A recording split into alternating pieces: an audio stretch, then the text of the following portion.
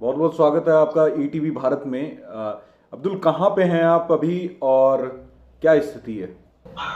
Sir मैं अभी इस टाइम रोमानिया में हूँ। और मैं बुचारेस्ट एयरपोर्ट से लगभग 5 किलोमीटर दूर पे हूँ। और यहाँ पे एक शेल्टर बनाया गया हुआ है जहाँ पे हमें जगह दी गई है रहने के लिए। अ, तो इस टाइम हम लोग कल से लगभग 2 बजे से हम लोग यहीं पे स्टे किए हुए हैं।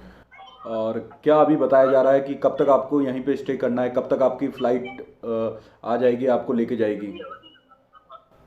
सर अभी कोई एडवाइजरी नहीं आई है, ऐसी हो सकती है कि कल तक भी लग जाए या हो सकता है कि हम एक दिन और भी ज्यादा लग जाए, तो हम कुछ कह नहीं सकते सर इस बात को लेके। बट हमें स्टे होने के लिए कहा गया है यहाँ पे। अच्छा, ये शेल्टर जहाँ पे आप जहाँ पे अभी रुके हुए हैं, यहाँ पे कितने भारतीय स्टूडेंट यहाँ पे हैं? और साथ ही और दूसरे देश के भी स्टूडेंट हैं क्या यहाँ पे? सर सिर्फ और सिर्फ 78 स्टूडेंट्स हैं।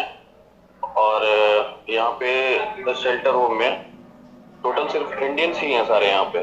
तो यहाँ तक आप कैसे पहुँचे? मतलब कि क्या कोई व्यवस्था की गई थी या फिर पैदल चल कर के आए? नहीं सर, एक्चुअली क्या है कि पहले तो हम हमारी यूनिवर्सिटी ने हमें बस अरेंजमेंट किया था जहाँ से हम बॉर्डर तक पहुंचे, पर वहाँ 8 किलोमीटर हमें और चलना पड़ा। फिर जब हम वहाँ पे पहुंचे तो फिर हमें उसके बाद से लगभग 12 घंटा लगा बॉर्डर क्रॉस करने में। और क्योंकि बॉर्डर पे बहुत भीड़ थी इस वजह से फिर काफी देर तक खड़ा भी होने लगा। वेदर वगैरह इन सब चीज की वजह से बंद भी होते थे बॉर्डर। इस वजह से फिर जब हम वहां से क्रॉस किए, हमें करीबन 12 घंटा लगा बॉर्डर क्रॉस करने में। तो फिर हमें एम्बेसी ने अरेंजमेंट कर रखी थी, हमें इमिग्रेशन वगैरह कराया गया। फिर हमें वहाँ पे शेल्टर होम प्रोवाइड कराया गया, लोकल शेल्टर होम। फिर हमने पूरी नाइट वहाँ पे रुक के इंतजार किया। फिर उसके बाद से हमें कुछ लोकल्स लोगों ने बहुत हेल्प किया, यहाँ के रोमानिया के लोगों ने बहुत ही ज्यादा हेल्प किया। फिर उनके उनकी वजह से हमें अगर ठंड लग रही थी तो हमें चीजें कुछ उन्होंने प्रोवाइड कराई। और फिर उसके बाद से हम लोग को किसी भी तरीके से हमने काटा रात को। फिर 12:30 बजे दिन में हमें इंडियन एम्बेसी के द्वारा बस से हमको यहाँ वहां से सीरत बॉर्डर से फिर हमको यहाँ भिजवाया गया था। अगर बात करें तो क्या स्थिति है, मतलब यूक्रेन की? जिस तरीके से हम लोग लगातार न्यूज़ में अपडेट हो रहे हैं और साथ ही जो स्थिति वहाँ की अपडेट हो रही है काफ़ी भयावह है। आपके अनुसार क्या स्थिति है, क्योंकि आप वहाँ पे मौजूद थे, आप लोग वहाँ से छोड़ करके निकले हैं, तो क्या स्थिति थी? सर सिचुएशन तो बहुत वर्स्ट है, क्योंकि 23 फरवरी से ही बार बार कहा जा रहा था कि सिचुएशन बहुत ही खराब है और एवैक्यूएशन का काम स्टार्ट कराया जाए। बस फ्लाइट ना अवेलेबल होने के कारण आज तक भी मेरे खार्किव के फ्रेंड, मेरे कीव के फ्रेंड, वो सारे के सारे वहीं पे फंसे हुए हैं। और ये सिर्फ और सिर्फ एक वो है कि डिसीजन लेने के ना कारण ये सब चीजें हुई हैं। बाकी एडवाइजरी पे एडवाइजरी आती रही है। जो कुछ किया है हमने इंटरनल खुद से, एक एक कोई स्टूडेंट ऐसा नहीं होगा, जो भी स्टूडेंट रहा है वो सब कुछ खुद से बॉर्डर तक पहुंचा है।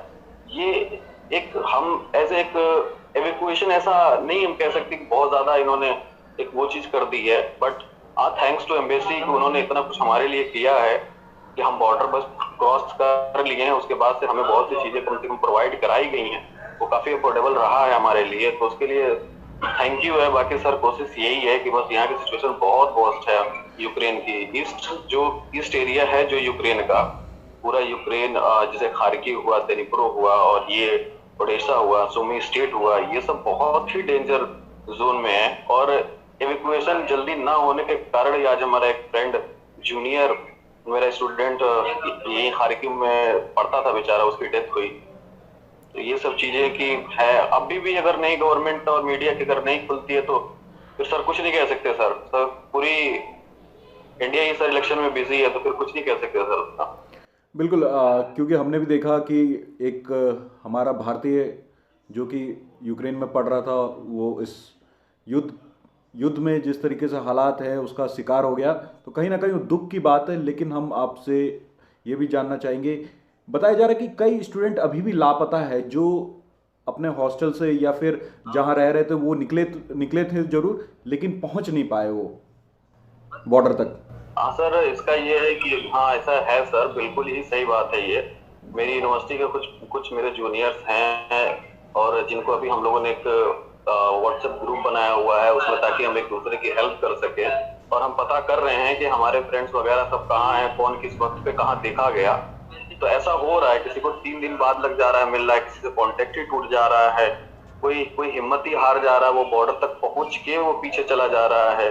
इतना रश है सर कि सिर्फ और सिर्फ एक इंडियंस ही नहीं, बाकी सारे कंट्री के लोग वहां पे इकट्ठा हैं और सभी कंट्री के लोग मिक्स होके उनको बाहर निकाला जा रहा है। तो इस वजह से बहुत सारी दिक्कतें उठानी पड़ रही हैं कि अगर थोड़ी भी कमजोर कोई अगर लड़का हो रहा है तो वो बॉर्डर के एग्जैक्ट उस पर आके भी पीछे चला जा रहा है, तो उसको हो सकता है 3 दिन लग जाए, 4 दिन लग जाए, इससे कुछ नहीं कह सकते सर। और किसी का फोन कॉल कुछ नहीं लग रहा है तो फिर थोड़ा बहुत टेंशन की बात हो जा रही है ये सबके लिए। बिल्कुल। यूक्रेन में आप कौन से कॉलेज में पढ़ रहे थे और कौन से ईयर में हैं आप? सर मैं यूक्रेन में इवानो फ्रैंकिस नेशनल मेडिकल यूनिवर्सिटी में हूँ और मैं 5th कोर्स में हूँ। अच्छा। 5 ईयर के स्टूडेंट हूँ। बिल्कुल। क्योंकि जिस तरीके से बात हो रही है, क्योंकि एजुकेशन जो अपनी देश की एजुकेशन है वो भी काफ़ी अच्छे लोग, लेकिन यूक्रेन क्यों जाते हैं बच्चे पढ़ने के लिए? क्या वजह है, असली वजह? सर वजह यह है कि इंडिया में नीट है सर, तो फिर नीट को क्लियर करना पड़ता ही है, और जो नीट नहीं क्लियर कर पाते हैं तो उनके पास दूसरा सेकंड ऑप्शन होता है कि या तो प्राइवेट में वो एडमिशन ले ले या तो फिर कोई और कोर्स सेलेक्ट कर लें। बट प्राइवेट की मेडिकल कॉलेज की फीस इतनी हाई है इंडिया में कि बहुत ही मुश्किल होता है कि एक मिडिल क्लास फैमिली के लिए इतना अफोर्ड करना एग्जैक्ट, और प्लस उस पर डोनेशन भी अफोर्ड करना। तो रीजन ये है। और उसके बाद से एमबीबीएस की डिग्री मिल जाना और फिर करके जाना, फिर यहाँ से एक एंट्रेंस एग्जाम भी देना, ये सब भी बड़ी बातें हैं। इतना स्ट्रगल इंडियन स्टूडेंट करता है अगर फॉरेन में आता है तो। बट लोगों को लगता है कि नहीं चलो अपने शौक से लोग गए फॉरेन में एमबीबीएस करने के लिए, ठीक है।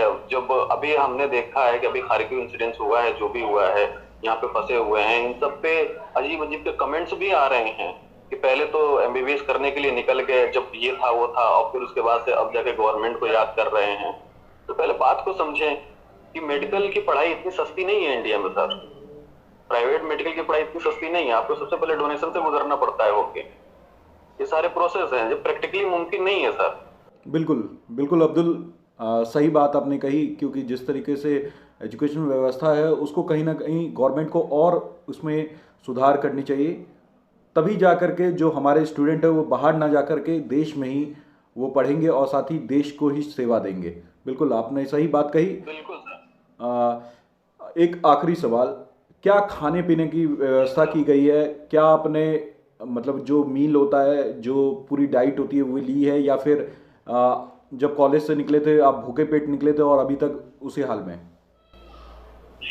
सर जब अपने सिटी से जब मैं निकला था इवानो फ्रैंकिस से, मैं क्या सभी पूरे, तो मैं 2 बस को लेके निकला था। लगभग 88 स्टूडेंट्स को मैं लेके निकला था। बट वो यहाँ तक आते आते मेरे साथ मुश्किल से 20 स्टूडेंट्स जो मेरे के साथ हैं, बाकी सारे स्टूडेंट्स कोई कभी किसी बस में कोई किसी बस में जा चुके हैं। और बात करें उनकी मील की तो मील ऐसा रहा है कि कुछ भी, जैसे कि हम लोग रात में 2:30 बजे यहाँ पे पहुंचे तो हमें ब्रेड और एक बनाना और एक बोतल का पानी प्रोवाइड कराया गया, और मॉर्निंग में भी हमारा ब्रेकफास्ट कराया गया। बट रोमानियन पीपल बहुत अच्छे हैं, इन्होंने बहुत सपोर्ट किया, हर चीज में बहुत सपोर्ट किया हमारे। तो अभी तो बस ऐसे ही है सर कि बस खाना मिल जाए, 2 वक्त का बस गुजारा हो जाए। बिल्कुल ठीक है अब्दुल, आप सेफली घर तक पहुंचिए, यही हमारी ख्वाहिश है। और साथ ही हम ऊपर वाले से प्रार्थना करते हैं कि जल्द से जल्द आप लोग जितने भी बच्चे हैं और जो भी बच्चे फंसे हुए हैं जल्द से जल्द घर सेफली पहुंच जाएं। सर एक मैं रिक्वेस्ट करना चाहता हूं सर आपके थ्रू लोगों से कि प्लीज सर हेल्प करें खारकिव, दनीप्रो, सुमी मेडिकल और ये कीव, ये एरिया बहुत ही ज्यादा डेंजर है। हमारे सारे फ्रेंड्स फंसे हुए हैं उधर, अगर उनको निकालने की जितनी जल्दी कोशिश कर सके तो करे, वरना ये सब चीजें हम और भी देख सकते हैं आगे। बिल्कुल। तो प्लीज सर। बिल्कुल।